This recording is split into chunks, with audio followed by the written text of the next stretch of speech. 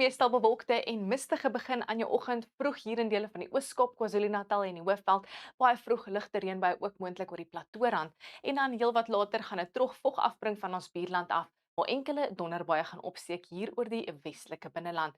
Net 'n 30% kans vir 'n ligte reënbui of donderstorms wat kan opsteek daar oor die Ooskus en dele van KwaZulu-Natal. Dit sluit in die Laagveld en dele van die Hoofveld. Dan voor hierdie koue front soos verwag gaan daai noord-noordweste winde optel hier oor die westelike binneland en dan 'n fris noordoostewind aan langs die Ooskus wat sterk gaan waai vanaf die kus tussen Oos-London en Gqeberha. As ons kyk na die Wes-Kaap kan ons sien dit gaan 'n sonskyn en warm tot baie warm Dinsdagmiddag wees met die kook wat styg tot die hoë 20s al langs die kus en bo 30 grade oor die binneland. Op die kop 33 in Klein Willem, Woester en Robertson met middel 30s hier naby aan Laingsburg.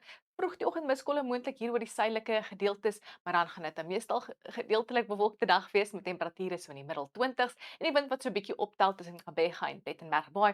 Hy gaan ook fris waai daar tussen Port St Johns en Port Alfred met daai landige vloei wat 'n vinnige ligte reënbui kan inbring en hier en daar kan donderbuie ook opsteek as gevolg van 'n area van konvergensie, maar as jy baie vroeg opstaan gaan dit mistig wees in dele van die Oos-Kaap. Selfs in KwaZulu-Natal vroeg die oggend meestal bewolk met miskolle en dan later raak dit warm tot baie warm en bedompig temperature in die hoë 20s en 'n 30% kans vir donderbuie. Selfde ook vir Mpumalanga, temperature so in die middel tot hoë 20s, net 'n 30% kans vir donderbuie daar in die ooste en meeste van die storms gaan ontwikkel langs die oostelike Platoorrand. In Limpopo vroeg die oggend is 'n ligte reënbui moontlik daar oor die Platoorrand en in die omgewing van Thohoyandou en Tzaneen. Later gaan donderstorms opsteek in die omgewing van Phalaborwa asook die suidelike gedeeltes van die Bossa. In Noordwes vroeg die oggend miskolle hier in die valleie oor die suide, later raak dit warm tot baie warm en net 'n 30% kans vir donderbuie oor die noordooste. Dan in die Noord-Kaap het ons daai trog wat weer vog afbring vanaf ons buurland. Daarom verwag ons enkele donderbuie hier oor die westelike binneland met die wind wat optel voor daai storm weer.